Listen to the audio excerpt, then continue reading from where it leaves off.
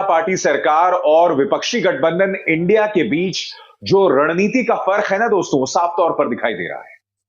जहां राहुल गांधी पत्रकारों से मिलकर यह कहते हैं कि पूरा इंडिया मेरा घर है, वहीं प्रधानमंत्री नरेंद्र मोदी विपक्षी गठबंधन को नाम देते हैं घमंडिया और यह तक कहते हैं कि विपक्ष जो है वो आखिरी गेंद पर छक्का मारना चाहता है।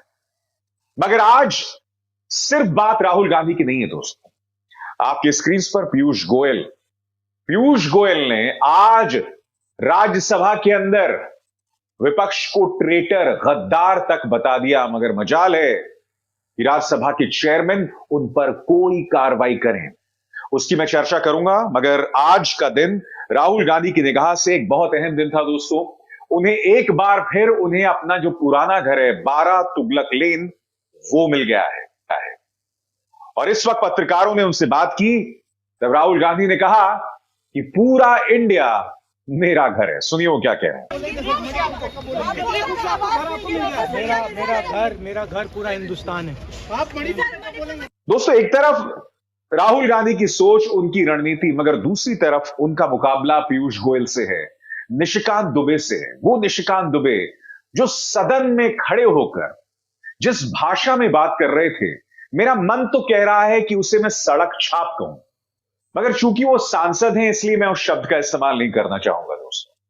मैं आपको सब कुछ बतलाऊंगा, मगर इस वक्त मैं आपको बतलाना चाहूंगा कि विपक्ष जो है उसने अपने तेवर बहुत कड़े कर लिए हैं। राज्यसभा में गतिरोध जारी है और क्यों, मैं आपको बताता हूं। क्योंकि नेता सदन जो है यानी पीयूष गोयल, उन्होंने विपक्ष को ट्रेटर्स, गद्दार बताया है। यानी कि कुछ दिनों पहले विपक्षी गठबंधन इंडिया की तुलना प्रधानमंत्री ने आतंकवादियों से की, तो उस लिहाज से पीयूष गोयल ने कहा है वो तो बहुत ही हल्की बात है। मैं आपको बतलाना चाहूंगा कि कांग्रेस ने उसके खिलाफ क्या रणनीति अपनाई है, क्या कह रहे हैं जयराम रमेश आपकी स्क्रीन पर। इंडिया की पार्टियों ने आज पूरे दिन के लिए राज्यसभा से वॉकआउट किया, क्योंकि आपसी सहमति वाले प्रस्ताव के आधार पर मणिपुर पर तत्काल चर्चा से मोदी सरकार लगातार इनकार कर रही है। यानी रूल 267। सदन के नेता पीयूष गोयल ने इंडिया की पार्टियों के नेताओं के खिलाफ अत्यंत आपत्तिजनक और पूरी तरह से अस्वीकार्य टिप्पणियां की और इसके लिए वो माफी मांगने से लगातार इनकार कर रहे हैं। अब इसके चक्कर में हो क्या रहा है दोस्तों, वो लोग प्रिविलेज मोशन ला रहे हैं, उन पर कड़े तेवर अपना रहे हैं, माफी मांगने की बात कर रहे हैं। मगर आप जानते हैं मोदी सरकार के मंत्री जो हैं वो इस कदर अहंकार से भरे हुए हैं, तो माफी तो बहुत दूर की बात है। वैसे मैं आपको बतला दूं, ये मान्यवर वही हैं, पीयूष गोयल कहने को मंत्री हैं, मगर ट्विटर में इनकी एक लंबी चौड़ी सेना है। इनका एक ट्विटर हैंडल है शायद पीयूष गोयल ऑफिस, और वो जो ट्विटर हैंडल है, ट्विटर के जितने भी गालेबाज हैं जो मोदी सरकार के पक्ष में प्रोपेगेंडा करते हैं, उनको यह हैंडल फॉलो करता है। यह है उपलब्धि इस देश के मंत्री की दोस्तों, गालीबाजों को फॉलो करना। मगर उनकी क्या बात करें, प्रधानमंत्री नरेंद्र मोदी का अपना बहुत शानदार रिकॉर्ड है जब वो गालीबाजों को फॉलो करते हैं।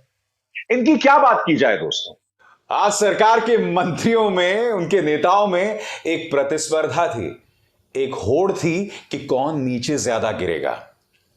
पीयूष गोयल बताया मैंने आपको, इन्होंने तो विपक्ष को देशद्रोही तक करार दे दिया, ट्रेटर बता दिया। अब मैं आपको मिलवाना चाहता हूं नारायण राणे से, सरकार में मंत्री हैं, मगर देखिएगा भाषा जो है ना, इस भाषा के सामने सड़क छाप भाषा भी शर्मा जाए। मुलायजा फरमाइए। ये नहीं, अरे बैठ, पीछे बैठ। व्यक्तिगत मंत्री जी, माननीय मंत्री जी, हमारे पंतप्रधान जी के ऊपर बोलने का कोई अधिकार नहीं है, औकात नहीं है उनकी पंतप्रधान जी के ऊपर बोलने की। बताया ना, थैंक यू। तो तुम्हारी औकात में निकालूंगा, क्या असलियत इधर में निकालूंगा। तो देखा आपने, जैसे मैंने कहा ना, प्रतिस्पर्धा लगी थी कि कौन कितनी ज्यादा गिरता है। क्यों भाई, बौखलाहट क्यों है? क्या यह टैलेंट पूल है भारतीय जनता पार्टी सरकार का? यह हालत हो गई है। कभी कोई धमकाता है कि बिल रोक के दिखाओ, कभी कोई अनर्गल ताने देता है, कभी कोई महिला सांसदों की तुलना रामायण में शूर्पणखा से करता है। अरे हो क्या रहा है? बीजेपी कम से कम अपने इतिहास पर तो निगाह डालो। आज लोकसभा में जब अविश्वास प्रस्ताव पर बहस हुई शुरू, तो आप जानते हैं पहला स्पीकर कौन था बीजेपी सरकार की तरफ से? माननीय degree Dubey, I am sorry, Nishikant Dubey Godda से सांसद हैं। और ये सज्जन इतनी वाहियात और अनर्गल बातें कर रहे थे, मैं आपको बता नहीं सकता हूं। सलमान खान की एक फिल्म का गाना तक लगभग इन्होंने गा डाला। देखिए, कैरेक्टर ढीला की बात कर रहे हैं। जब इंदिरा जी की सरकार बनी तो यही डीएमके उनके साथ हो गई। आप करें तो रासलीला, हम करें तो करेक्टर ढीला। और ये वो पार्टी है दोस्तों जहां पर अटल जी जैसे स्पीकर थे, सुषमा स्वराज जैसे स्पीकर थे। आज इनकी ये दशा हो गई है कि इन्हें अपनी पारी की शुरुआत जो है वो निशिकांत दुबे से करवानी पड़ती। याद कीजिए, कल राज्यसभा में इन्होंने एक अनर्गल बयान दिया था जिसे रिकॉर्ड से हटा दिया गया था, मगर फिर रहस्यमय तरीके से रात को दोबारा उसे रिकॉर्ड पर ला दिया गया। विपक्ष इसके खिलाफ भी प्रदर्शन कर रही है। क्या कह रहे हैं कांग्रेस नेता अधीर रंजन चौधरी, आइए सुनते हैं। लेकिन चौंकाने की वाली बात यह है कि रात में फिर हमारे नोटिस में आ गए कि देर रात को फिर सारे जो मुद्दे उन्होंने उठाए थी, जिसके विरोध में हम सदन के अंदर विरोध जताई, ऑन रिकॉर्ड पे विरोध जताई, स्पीकर साहब के पत्र लिख के विरोध जताई, वो सारे वो ओछी और घटिया इल्जाम जिसके विरोध हम आपत्ति जताए थे, सारे फिर रिकॉर्ड पे आ गए, वापसी अपलोड हो गए। यही बात तो समझ में नहीं आ रही दोस्तों, आखिर क्या वजह है कि जिस बयान को रिकॉर्ड से हटा दिया गया था उसे दोबारा बहाल कर दिया गया? किस बात का डर है लोकसभा सेक्रेटेरिएट को? क्या लोकसभा के अध्यक्ष पर कोई दबाव है? यह सवाल किया जाना चाहिए ना कि जब आपने रिकॉर्ड से हटा दिया तो उसे क्यों बहाल कर दिया?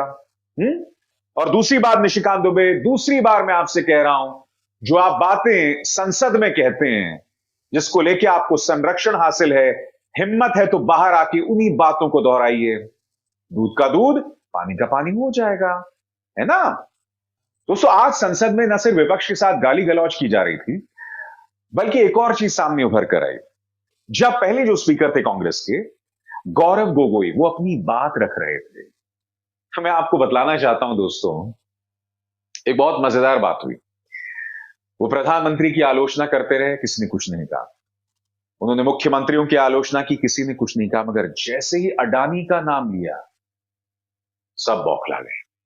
मुलायजा फरमाइए। इसी सदन में राहुल गांधी जी ने प्रधानमंत्री मोदी जी से सवाल किया कि कितने बार अडानी जी एक विशेष कंपनी को प्रधानमंत्री के साथ जाने पर उनको सुविधा हुआ तो प्रधानमंत्री मोदी जी मौन थे। जब हम बार बार पूछते हैं,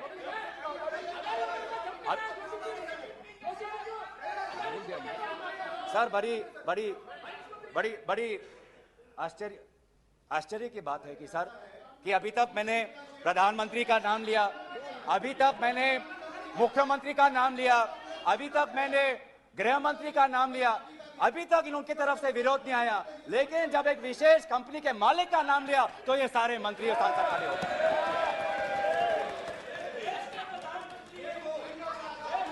किसकी सरकार है सर? ये किसकी सरकार है? तो एक तरह से कहा जा सकता है दोस्तों कि अडानी जी न सिर्फ प्रधानमंत्री नरेंद्र मोदी बल्कि भारतीय जनता पार्टी के तमाम सांसदों की कमजोर नब्ज है। ये तो आपके सामने साक्षात प्रमाण हुआ ना। आपने देखा किस तरह से गौरव गोगोई ने बात रखी और बौखला गया पूरा सत्ता पक्ष। आज कांग्रेस की तरफ से गौरव गोगोई ने कुछ सवाल किए, प्रधानमंत्री से 3 सवाल। क्या इन सवालों के जवाब प्रधानमंत्री देंगे? और वो 3 सवाल क्या है, मैं आपको बतलाना चाहता हूं। सवाल नंबर 1, प्रधानमंत्री मोदी आज तक मणिपुर क्यों नहीं गए? सवाल नंबर 2, प्रधानमंत्री मोदी को मणिपुर पर बोलने में लगभग 80 दिन क्यों लगे? और सवाल नंबर 3, प्रधानमंत्री मोदी ने आज तक मणिपुर के सीएम को बर्खास्त क्यों नहीं किया?